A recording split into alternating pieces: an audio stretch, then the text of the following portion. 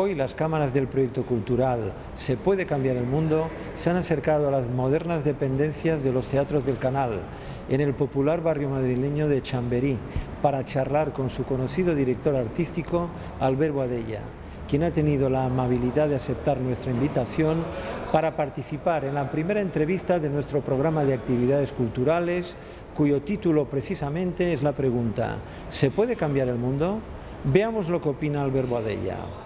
Presentar a Albert Boadella es una tarea sencilla y al mismo tiempo gratificante para el periodista, porque al repasar la trayectoria vital de Boadella se observa que hay realmente dónde escoger.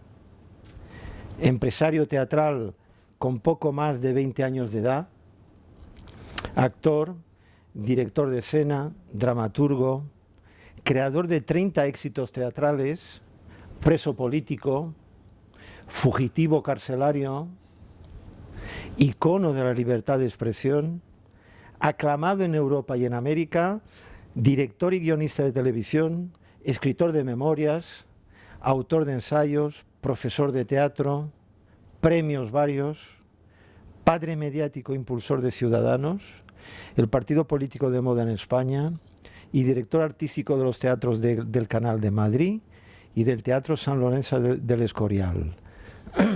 Repasando este currículum, lo primero que se me ocurre preguntarte es: ¿qué es lo que te gustaría hacer que aún no has hecho? Bueno, a mí me hubiera gustado ser torero. Diríamos, eso sí que... Lo que pasa que es obvio que por la edad ya no lo puedo probar, ni por las circunstancias, porque yo nací en una región donde se dedicaban todo el mundo a la cría del cerdo, pero prácticamente no había toros, o vacas de leche, como máximo, ¿no? Pero ha sido la frustración de mi vida. A mí me hubiera gustado mucho enfrentarme al toro y, diríamos, y poner en riesgo constantemente la vida por un arte, ¿no? De alguna forma sí que te has puesto en el brete ante otro tipo de toros, a través de tu profesión como dramaturgo y actor de teatro. Bueno, la diferencia que hay entre mi profesión como espectáculo, entre los toros y el teatro, es que en el teatro la sangre es ketchup. Digamos, esto es una diferencia, en fin, sutil, pero muy sustancial, ¿no? Es una enorme diferencia que marca lo siguiente, que el teatro tiene unos objetivos distintos, ¿no? Es decir, nada es real, pero en cambio trata de que la ficción se convierta durante 1 hora y media o 2 horas, el tiempo que dura, en una realidad más potente que la vida misma. Es decir, una muerte en teatro siempre es más impresionante que una muerte en la vida real. O cualquier situación, un amor, una pasión. Por lo tanto, en este sentido, pues el teatro también tiene, obviamente, su lado arriesgado, puesto que la gente que asiste a la representación y toma aquello durante un tiempo como una verdad más profunda incluso que la propia verdad, pues muchas veces, si se siente involucrado, si se siente incluso vilipendiado, pues automáticamente reacciona, ¿no? Bueno, eso pues ha significado en ciertos momentos pues crearme adversarios, algunos de ellos pues adversarios de cierta notabilidad, ¿no? ¿Como por ejemplo? Bueno, pues en una época ya empecé con los militares, bueno, con un sector de los militares, diríamos, en los años 77, con la obra La Torna, en fin, que me hicieron pisar la cárcel y el exilio y estas cosas, ¿no? Porque se sintieron evidentemente aludidos por lo que yo hacía en la obra, y además yo creo que tenían razón de sentirse aludidos, puesto que yo estaba relatando la historia de un crimen de Estado que había sucedido durante la época de la dictadura, ¿no? Y bueno, y después, en fin, la propia Iglesia con los procesos que nos hizo por Teledeum. Y después el más duro, el más agrio, pero también muy importante y continuado, pues ha sido, diríamos, el enfrentamiento con, como yo le llamo, mi propia tribu, ¿no? Este ha sido un enfrentamiento largo, duradero, y al final, pues, violento desde el punto de vista, diríamos, de cortar toda relación y diríamos, una sensación de fracaso, ¿no? Sí. Por mi parte, por lo menos, ¿no? Muy bien. En el tema del mundo del toro, ¿qué opinas lo que está ocurriendo con el mundo del toro, ese rechazo a la fiesta nacional que está tan en boga en estos momentos? Bueno, tenemos que distinguir en lo que es el rechazo al mundo del toro, tenemos que distinguir dos cosas distintas, ¿no? Una de ellas es la directamente política, como sería el caso de Cataluña. Cataluña no acaba con la fiesta de los toros por una cuestión animalística, ¿no? Prueba de ello es que blindan los correbous, digamos que desde el punto de vista, en fin, de los animalistas sería algo menos culto que lo que es la corrida en sí misma, ¿no? Pero al margen de la cuestión, diríamos ya directamente contra lo que podría representar los toros como imagen de España, está un mundo que cada día es más alejado del concepto taurino, ¿no? Diríamos, un mundo que promueve un acercamiento, una defensa de los animales, a unos niveles que yo encuentro a veces un poco delirantes, ¿no? Digamos, hay una defensa del animal que yo creo que es obvio que el ser humano tiene que defender o tiene que proteger todo lo que encuentra a su entorno, el entorno de la naturaleza, pero hasta unos límites, ¿no? Entonces, esta especie de blandenguería que se ha montado con los animales, porque nosotros cuando éramos niños pues veíamos perfectamente matar un pollo por parte de nuestra abuela con toda tranquilidad. Yo también he matado pollos delante de mis hijos cuando vivía en una masía, y por tanto era un elemento natural esto. Pues se ha creado una vida de Walt Disney, ¿no? En la que se entiende que los animales están a la misma altura que las personas, ¿no? Yo creo que esto es un insulto al ser humano y una vejación a los animales, este concepto. Claro, este concepto se ha generalizado no solamente en España, sino en el conjunto del mundo, no digamos en el mundo anglosajón, porque estos son los que más, ¿no? Y eso ha tenido pues una influencia muy grande sobre los toros. Y el antitaurinismo ha aumentado en una forma realmente notable, ¿no? Lo que sucede es que este mismo alejamiento entre lo que entenderíamos la sociedad actual y el mundo taurino, que cada vez es más distante, también al final será lo que hará la protección de los toros. Porque se entenderá que es una cosa tan especial, tan lejana, tan antigua, quedará como una cosa de tipo museístico, digamos como aquel que protege el Partenón, ¿no? Tanto yo creo que los toros les costará sucumbir ante el mundo moderno. Y no olvidemos que Francia es un país que precisamente mantiene todo lo que es la relación con la tauromaquia a unos niveles muy altos, lo defiende intelectualmente muy bien y está, casi diría, políticamente muy blindado. Cambiando de tercio, utilizando la terminología taurina, este año has estrenado tu obra de teatro musical El Pimiento Verdi en Buenos Aires, con una gran acogida de público y crítica. La obra representa un duelo musical y hasta ideológico entre Verdi y Wagner, pese a que ambos eran compositores románticos y nacionalistas, ¿no es así? Bueno, el nacionalismo, el caso de Verdi es muy distinto del nacionalismo de Wagner, ¿no? Verdi, digamos, devuelve o lucha por una Italia unificada.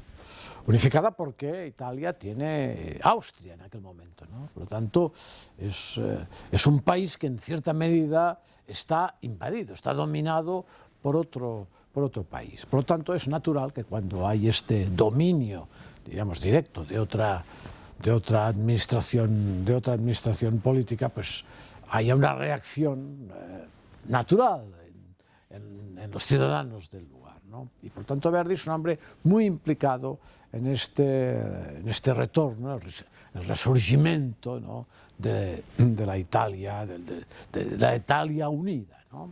Y además es un hombre cívicamente muy implicado, puesto que incluso llega a ser diputado por Parma, ¿no? Y sus obras, incluso su canto, el canto del coro de Nabucco, pues casi está tomado como el himno italiano en aquel momento, ¿no? El caso de Wagner es otra cuestión, ¿no? El caso de Wagner, diríamos, Wagner no es exactamente un nacionalista en el sentido que quizás lo entendemos nosotros, pero sí que es un hombre que busca en los ancestros alemanes, diríamos, trata de buscar ciertas leyendas y dar como una especie de énfasis al superhombre alemán, ¿no? De tal forma que posteriormente, claro, Verdi casi es el hilo musical del Tercer Reich, ¿no? ¿Por qué? Porque hay un elemento esencial, primero porque él es un antisemita tremendo, escribe un libro realmente brutal, que casi ni el propio Goebbels se hubiera atrevido a escribirlo, que es el judaísmo en la música, y al mismo tiempo pues coloca unas leyendas inventadas, todas naturalmente de ficción, algunas extraídas de otros países nórdicos, para encontrar este superhombre, ¿no? Esto ya es una especie de nacionalismo enfermizo, es el nacionalismo de pura ficción, ¿no? Es la invención, ya es buscar una cierta alienación al ciudadano en relación a sus propios ancestros. Y esto es mucho más peligroso que sacarse de encima a los austríacos, que hubiera sido el primero en hacerlo. Hay un cierto paralelismo, por lo que acabas de decir, entre el nacionalismo propugnado por Wagner, por lo que acabas de decir, y el nacionalismo que estamos viendo imperante en Cataluña en estos momentos. Bueno, hay aspectos en el nacionalismo wagneriano sí, que tendrían, diríamos, unos principios parecidos al nacimiento del nacionalismo catalán, ¿no? O sea, el nacionalismo catalán emerge cuando los grandes nacionalismos europeos, o sea, finales del siglo XIX, ¿no? Y emerge, diríamos, una idea un tanto romántica, ¿no?, alrededor también de la propia lengua, ¿no?, de los poetas, de Verdaguer, de una serie de poetas, etc. Y de unos personajes y de unas situaciones históricas totalmente de ficción, totalmente inventadas, ¿no? Por tanto, sí que hay en este punto aspectos casi diría wagnerianos, de tal forma que Cataluña se vuelve, bueno, pues radicalmente wagneriana, incluso crea una sociedad, la wagneriana, que traduce las óperas de Wagner al catalán. O sea, hay una cosa un tanto delirante, ¿no? Y por tanto se siente muy vinculada al mundo wagneriano, ¿no? Un poco en contra del mundo más humanístico, más mediterráneo, que plantea Verdi, porque la música de Verdi es una música humanísticamente más cercana, son las pasiones humanas, son los elementos más cercanos al individuo. El otro, diríamos, está en unos aires de ficción con una especie de semidioses y unos personajes, en el fondo, de cartón piedra. Y Cataluña, diríamos, va un poco unida a esta corriente, ¿no? Esta corriente que, en el fondo, ha promovido Wagner, ¿no? Pero, curiosamente, hablando de escenarios de cartón piedra, lo que sí da la impresión que el nacionalismo sí ha construido una realidad de cartón piedra del nacionalismo catalán en estos momentos. Bueno, el nacionalismo catalán que tenemos en estos momentos es distinto del nacionalismo que se inicia a finales del siglo XIX, ¿no? Es distinto por un aspecto esencial, ¿no? El nacionalismo que tenemos ahora es la consecuencia directa de un adoctrinamiento masivo de una población. Es decir, es algo montado artificialmente. También es evidente que el otro podíamos pensar que era montado artificialmente, pero el otro ya era consecuencia de este romanticismo, de esta especie de resurgimiento de ciertas ideas románticas, de todo un movimiento alrededor de la lengua catalana para renovar esta lengua que se había quedado envejecida a través de unos poetas, etcétera, etcétera, y eso va pasando con la lengua. Esto se acaba directamente en la Guerra Civil, o después de la Guerra Civil. Eso se queda cortado y en el año 75, en la muerte del dictador, puedo decir que Cataluña en aquel momento no era para nada antiespañola. O sea, en fin, podía haber algún grupúsculo, alguien aislado por allí, pero en realidad, bueno, pues era una Cataluña que quería resurgir como el conjunto de España frente a lo que había sido la dictadura y estaba, diríamos, en este ánimo, ¿no? Un ánimo de participación, estaba contenta y votaba su constitución, etcétera, etcétera, mayoritariamente, ¿no? Por lo tanto, es una situación la que tenemos ahora montada artificialmente, casi diría químicamente, ¿no? Es decir, es un conjunto de adoctrinamiento, se rodea al ciudadano de adoctrinamiento por todos los lados, desde las escuelas, naturalmente, puesto que hay un error inmenso en la transición, que es el traspaso de las competencias de educación a las comunidades autónomas, y evidentemente a las comunidades nacionalistas hubiera sido ya más directo traspasarles incluso los tanques, porque no hubiera sido más fácil ya hacer esto, y más barato incluso, ¿eh? Y entonces, claro, a partir de aquí, no solo únicamente la educación, sino a partir de la política nacionalista que empieza, especialmente Jordi Pujol, ¿no? Que creo que es una figura clave en esta cuestión, y que reparte por todos sus medios. Es decir, lo primero que hace es construir unos medios propios del propio gobierno catalán muy potentes, como la televisión pública, como las radios, etc. Y después consigue comprar a todo el mundo. Es decir, reparte dinero a mansalva al mundo de la cultura, que lo tiene casi en un 99%, pues prácticamente en este momento es nacionalista, y al mundo mediático. Es decir, prácticamente no hay un solo medio que se enfrente directamente al pujolismo, ¿no? Con la suerte extraordinaria que la propia izquierda, el Partido Socialista, al final acaba pasando a sus filas. Que eso es la gran hecatombe de Cataluña. La hecatombe es que se queda sin oposición. Todo el mundo está a favor, diríamos, de lo que ya es un régimen. Pero es una situación artificial. Es decir, no tiene conexión con este pasado. Digamos, se recuperan cosas de este pasado. Pero eso que se dice, no, es que es el sentimiento catalán. No, es mentira. Es un sentimiento montado artificialmente.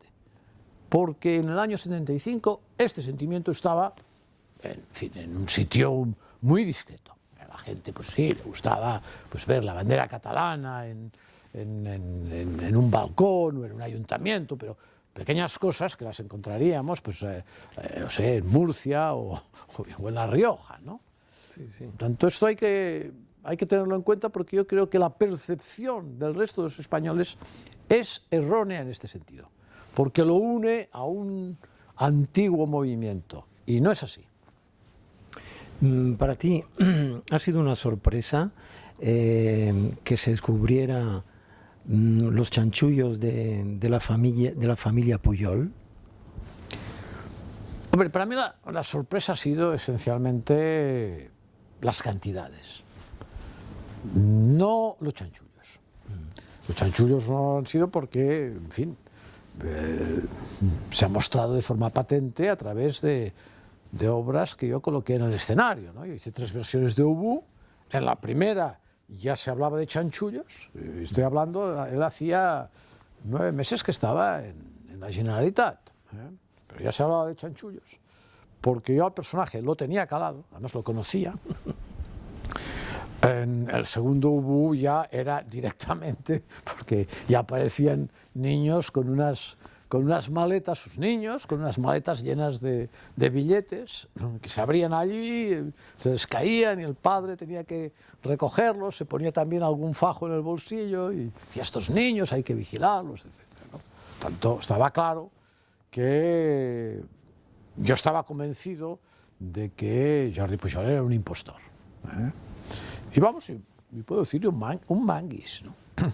Ahora, era simplemente una especie de augurio futurista. No, era que había gente que conocíamos muchas cosas, no todas, evidentemente, pero conocíamos muchas cosas. Yo conocía, pues, empresarios que, en fin, que me contaban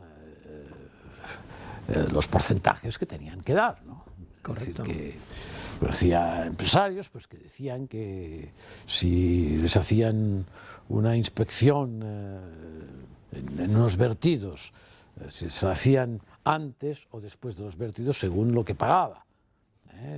Los vertidos de las fábricas, es decir, que ya era, digamos, dentro de una capa determinada de la sociedad catalana, yo no digo en todo el conjunto de la ciudadanía, pero una capa de la sociedad catalana bastante amplia, sabía que el pujolismo estaba perfectamente adentrado en la corrupción. Sin embargo, su delfín político, que es el señor Mas, que estuvo a su lado, de hecho fue su mano derecha durante 30 años, al parecer desconoce todo esto. Sigue manifestando públicamente que él no ha tenido absolutamente nada que ver con este régimen corrupto.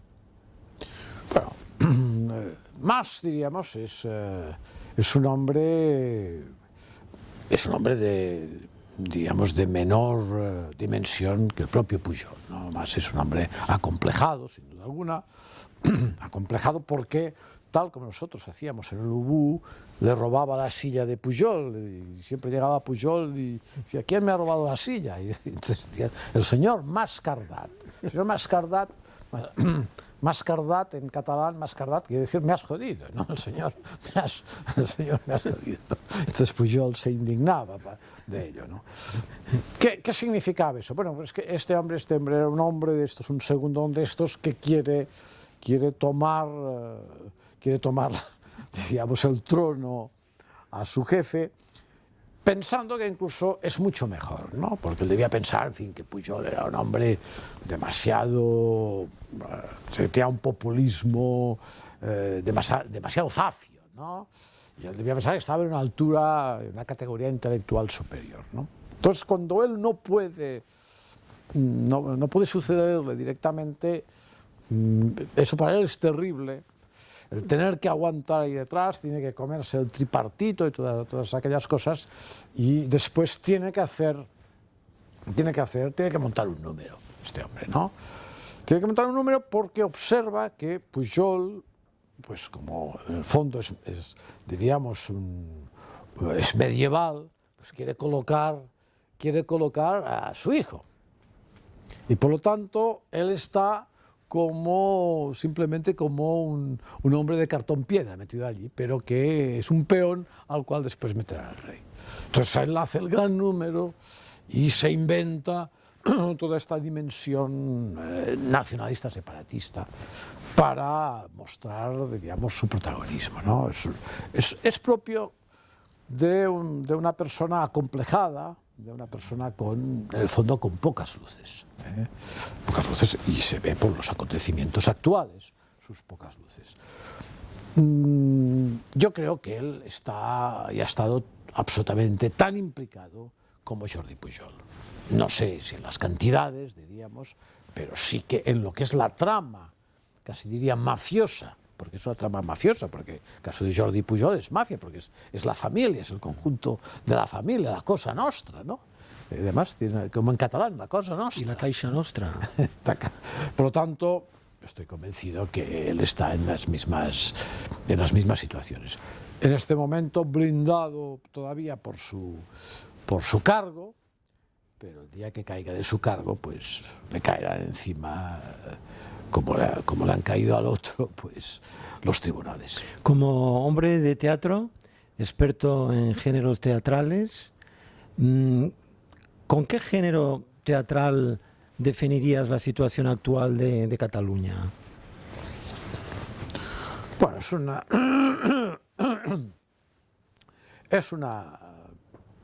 digamos, una farsa, esperpento farsa, ¿no?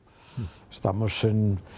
Digo farsa esperpento porque es una situación que si yo la hubiera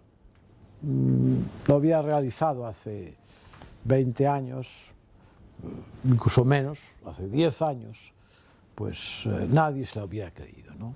Es decir, se ha llegado a un nivel de degradación moral, porque esto es degradación moral, que resulta inimaginable. Yo creo que ninguno de nosotros, de las personas que hemos nacido allí o hemos vivido allí, podíamos imaginarnos a dónde podía llegar esta demencia, ¿no? Este delirio, porque ahora estamos ya en unas situaciones que son totalmente delirantes, enormemente peligrosas porque no se sabe por dónde pueden salir, no se sabe dónde pueden acabar, y más peligrosas aún porque no sabemos tampoco exactamente cuál es el plan del Estado español, diríamos, ¿no? Y del gobierno directamente. O sea, sí, sabemos que en fin, que hay unos pasos jurídicos, sin duda alguna, ¿no? A través del Tribunal Constitucional, etcétera. Pero ¿cuál es la actitud, no? Diríamos que ¿hasta dónde están dispuestos a llegar? Eso no nos lo han querido decir por cuestiones muchas veces que son electoralistas o de pura pretensión política, pero yo creo que es una situación muy peligrosa.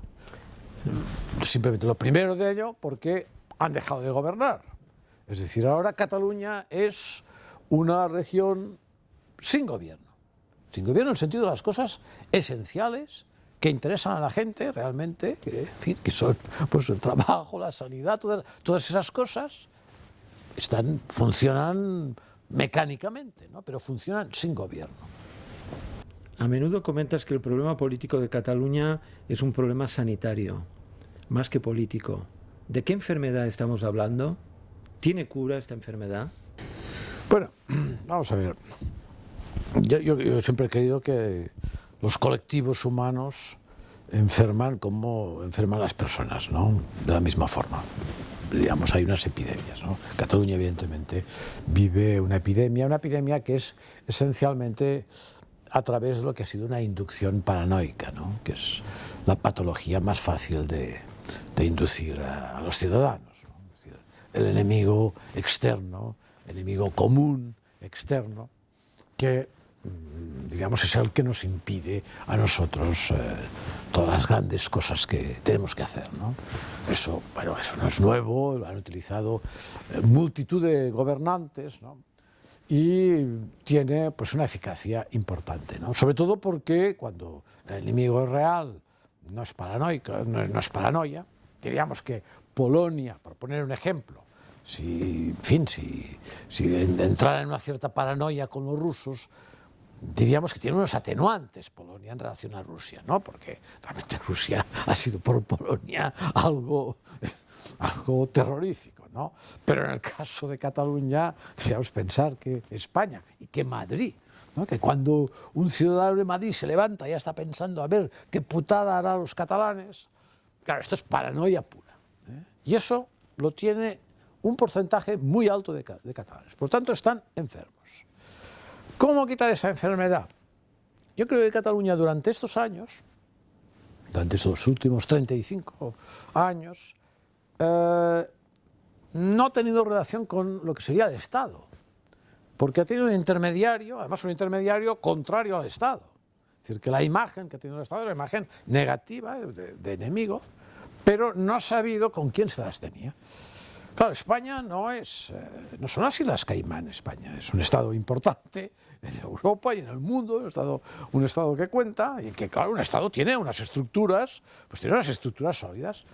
No hablo ya de las estructuras militares, sino de las estructuras jurídicas, de todo tipo, ¿no? Tanto no sabe la fuerza de este estado, ¿no? El País Vasco sí que la conoce, porque la ha conocido a través de las fuerzas y cuerpos de seguridad por el terrorismo. Tanto el País Vasco sí que lo sabe. Sabe que existe un Estado que tiene, en este apartado, diríamos, tiene su fuerza. La prueba de ello es que se ha acabado el terrorismo. Entonces yo creo que Cataluña, para salir de eso, solo puede salir por un estado de shock. Quiero decir que si el Estado no noquea el nacionalismo, pues será difícil. Vamos a ver, ¿qué significa eso? No significa nada, no tiene que aparecer, diríamos, ningún tanque en la provincia de Lérida, ¿no? No, se trata simplemente de una aplicación de la ley, pero la aplicación de la ley se puede hacer de muchas maneras. Se puede hacer, pues, en fin, procesando, cuando ellos hagan el primer acto ilegal, diríamos, cometan el primer delito, en el sentido de que haya una transgresión de lo dictado por el Tribunal Constitucional, pues cometerán un delito, entonces este delito pues será sancionado en el sentido de que se procesará, que lo sepa, etc. Los otros reaccionarán. No, yo creo que a la primera de cambio hay que suspender la autonomía. Suspender la autonomía. Y el Estado interviene en la autonomía. Eso producirá un noqueo total. Una cosa imprevista, una nueva situación a la cual habrá que adaptarse y a la cual habrá ciertos medios que, en fin, que ya no estarán tan a favor diríamos, del delirio nacionalista. Tanto el ciudadano notará que existe este Estado y que este Estado es potente. Es decir, que de golpe pues, es el que le está pagando y que le está distribuyendo la sanidad, etcétera, etcétera, etcétera, ¿no? Yo creo que eso es la solución. Hay gente que piensa que, bueno, sí, eso creará más enemigos. No, más que ahora, no, imposible. Yo creo que todo lo contrario. Habrá gente que, en fin, que salían de fiestas con sus banderitas, pero que jugar en serio no quieren. No olvidemos que la gente, es evidente que el año 30 del pasado siglo tenía muy poco que perder. O sea, la clase media, pues, tenía poco que perder, no eran propietarios de pisos y tal. En este momento, a los ciudadanos, no ya de España, sino del conjunto, diríamos, de la Europa más desarrollada, les jodes un fin de semana y te quieren matar. Cuando el del servicio meteorológico se equivoca de predicción meteorológica, quieren que dimita el del servicio meteorológico el fin de semana. Entonces, no, la gente no está en un estado revolucionario. ¿Qué harán los catalanes? ¿Saldrán a hacer una manifestación? Sí, saldrán con sus banderitas, pero cuando hayan pasado 3 horas, pues irán para casa a comer y a cenar y a ver la televisión. No pasará nada más. Y eso es, no sé por qué el Estado, diríamos, no se atreve a plantearse esta situación, que sería, creo yo, la única posible. Porque las otras será un cáncer constante. O sea, tendremos que estar con esta situación años y años y años, hasta que quizá al final el resto de los españoles acaben diciendo, bueno, márchense, no nos den más la lata, o sea, no nos amarguen la vida, ¿no? De hecho, en parte, si hemos llegado a esta situación, ha sido por dejación de los partidos políticos españoles durante tantos años en Cataluña. Bueno, es evidente que todos los gobiernos que hemos vivido, los gobiernos españoles, salvando quizá el de la UCD, que al principio, diríamos, a pesar de sus errores, ¿no?, pues han caído, especialmente han caído en una trampa, primero porque Cataluña ha vendido muy bien su victimismo, o sea, que se ha presentado como víctima. Entonces ha habido una situación de tratar de compensar a esta víctima. Mentira absoluta, porque no ha sido víctima nunca de nada Cataluña, por lo menos en los últimos siglos. Y por lo tanto han sucumbido a eso y han sucumbido a otra cosa, que es el interés que les apoyaran en sus cuestiones electorales, ¿no? Por lo tanto, esto ha sido un elemento decisivo. Y hemos visto pactos con Felipe González, los hemos visto con Aznar, no digamos ya Zapatero, digamos, y así en una constante, diríamos, situación de chantaje muchas veces, porque los partidos nacionalistas han utilizado el chantaje, y los otros por su interés también, pues por su interés de permanecer en su puesto, pues han cedido, ¿no? Y bueno, pues las consecuencias de eso son evidentes. Si se hubiera parado la situación que tenemos ahora, se hubiera sabido parar hace 10, 15 años, no estaríamos donde estamos para nada. ¿Por qué la gente de la cultura suelen apoyar a partidos políticos, pero luego no se implican en las tareas de gobernación de un país? Bueno, depende de diríamos, de qué sector de la cultura, ¿no? Digamos, hay gente pues que sí que muchas veces se coloca en el interior de los partidos, pero digamos, yo me coloco, diríamos, en el lado del mundo, por así decirlo, del arte, de los artistas, ¿no? Bueno, el artista, diríamos, cuando está muy ligado a una cuestión directamente de partido, acaba teniendo dificultades consigo mismo, ¿no? Y muchas veces con la propia expresión de su obra, ¿no? Es evidente que ante situaciones límite, digamos, situaciones revolucionarias o situaciones límite, pues que exigen estar de un lado o de otro, pues es evidente que el artista o está de un lado o está del otro, ¿eh? Es decir, si estuviéramos en la España del año 36, pues yo no podría estar mirándomelo tranquilamente como el que mira una película, ¿no? O sea, hubiera estado o del lado de los rojos o del lado de los nacionales, digamos. Y hubiera tenido que participar activamente en una forma u otra, o en las trincheras o en la retaguardia con mi arte si no hubiera tenido edad para las trincheras, ¿no? Pero si no es así, si es una situación normal, yo creo que participar directamente en un partido implica mantenerse, diríamos, dentro de unos parámetros disciplinarios de un partido que a un artista le quedan muy constreñidos, ¿no? Porque rápidamente entraría en indisciplina de partido, ¿no? Es un problema, diríamos, de libertad. Yo entiendo que los partidos tienen que tener una disciplina, porque si no, aquello es el caos, ¿no? Pero obviamente un artista tiene que tener la posibilidad muchas veces de autopreguntarse muchas cosas y de autoflagelarse incluso, ¿no? Es decir, me he equivocado en eso o eso. Claro, eso y la vida de un partido son incompatibles, ¿no? Ahora bien, en situaciones, como digo, límite, yo entendí que a principios de los años 2000, cuando empezó pues, en Cataluña el tripartito, y vimos que la izquierda, el PSC, diríamos concretamente, se colocaba del lado del nacionalismo, entendí que era una situación límite, ¿no? Y que había que hacer algo. Y entonces pues apoyé una opción, ¿no? Era colocar a alguien una cuña, diríamos, antinacionalista, ¿no? Yo siempre digo en broma, yo evidentemente me marché de Cataluña, pero dejé una bomba de relojería. Lo que sucede es que yo pensaba que la onda expansiva solo era en el territorio catalán, pero la onda expansiva de esta bomba de relojería ha traspasado el territorio catalán y se ha ido al resto de España, ¿no? La realidad es que yo creo que fue muy importante en aquel momento el nacimiento de este partido, ¿no? Y se ha demostrado, en fin, que ha sido importante por dejación de los otros.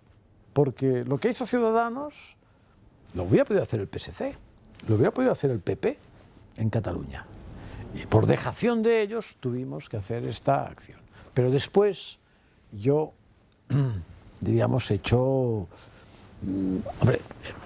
participado cuando me han pedido alguna cosa, pero no como militante de un partido. Me he negado a ser militante de este partido. Muchos opinamos que tu aportación a la creación del Partido Ciudadanos ha sido enorme, porque en los primeros momentos, una vez realizado el manifiesto de los 15 intelectuales, en Cataluña no se conocía prácticamente. Ninguno de los 15 intelectuales, excepto tú, tenía la trascendencia mediática que tenía Albert Boadella.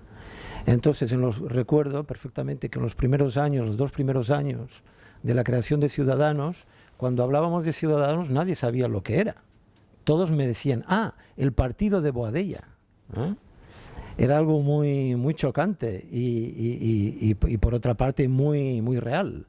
Lo que me sorprende es que ayer estuve hojeando un libro y prácticamente no vi ninguna reseña sobre la labor que en su momento desempeñó Albert Boadella. Y me da la impresión, esto es una impresión personal y que comparte también alguno de mis compañeros, es que se ha ninguneado la figura y la importancia que tuvo Albert Boadella en la creación de Ciudadanos. ¿Te sientes un poco ninguneado al respecto? No, la verdad es que tampoco es un tema sobre el cual quiero ponerme ninguna medalla. Yo creo que en la creación de Ciudadanos hubo gente que trabajó muchísimo más que yo. Simplemente que había, diríamos, una cuestión puramente mediática, y era que mi nombre era el más conocido. Bien, sí, yo recuerdo, incluso la prensa del partido de Boadella, lo del partido de Boadella, claro, yo pagué, seguramente, soy el que he pagado las consecuencias más graves de la creación de Ciudadanos, ¿no? Porque significó realmente abandonar, o sea, se me soportaba hasta un punto, tenía incluso en ciertos momentos pues un apoyo por parte de la izquierda, en el sentido de que me enfrentaba al pujolismo, etc. Pero a partir del momento de creación de Ciudadanos, pues casi no puedo ni andar por la calle, ¿no?, sin que me llamen fascista o traidor, etc. Es el momento en que de golpe, los índices de audiencia de Joglàs bajan a nada, al 20% de ocupación, es decir, que Joglàs tiene que marcharse de Cataluña porque se queda sin público. O sea, todo el mundo, como si le hubieran dado una orden, sabe perfectamente que no tiene que ir a ver las obras de Joglàs, que además se dice que son malas, y entonces eso significa, diríamos, casi una obligación de emigrar, pero emigrar, diríamos, para seguir haciendo mi trabajo y mi oficio, ¿no? Por lo tanto, lo pago caro. Lo pago caro porque yo tengo hecha en Cataluña, pues claro, una instalación muy importante en relación a todo lo que significaba la compañía, en fin, con casas y nave industrial, oficina, etcétera, todo lo que sea negocio Joglàs, diríamos, pues se queda, tiene que emigrar, ¿no? Y personalmente, pues aún hoy, pues eso significa que, en fin, que me tiren las bolsas, los del pueblo me tiren las bolsas de basura en el jardín, o me corten una valla de cipreses, o etcétera, ¿no? Digamos, pues ya significa no poder pasearme por Gerona ni por Barcelona sin tener que escucharse, por lo tanto ya no paseo, ¿eh? Digamos que mi vida allí pues es simplemente desde el parking del AVE de Gerona al jardín de mi casa, el jardín de mi casa, parking del AVE. Cuando quiero hacer vida social la hago en Madrid, cuando quiero estar tranquilo, pasearme, pues la hago en Francia. Esas son las consecuencias. Por lo tanto, yo digo, en relación a Ciudadanos, soy el que lo he pagado más caro. De eso no hay duda. Ahora, en relación al trabajo, no. Hubo gente que trabajó muchísimo más que yo. Por decir que Arcadi fue un hombre que trabajó, Francesc de Carreras, en fin, hubo gente que estuvieron pues más en la brecha porque además duraron mucho más tiempo con el partido, cosa que cuando se hizo el partido yo ya indirectamente me desentendí. Bueno, gracias por haber tenido esta charla con nosotros y te deseo lo mejor. Pues es recíproco. Muchísimas gracias. Gracias, Boadella.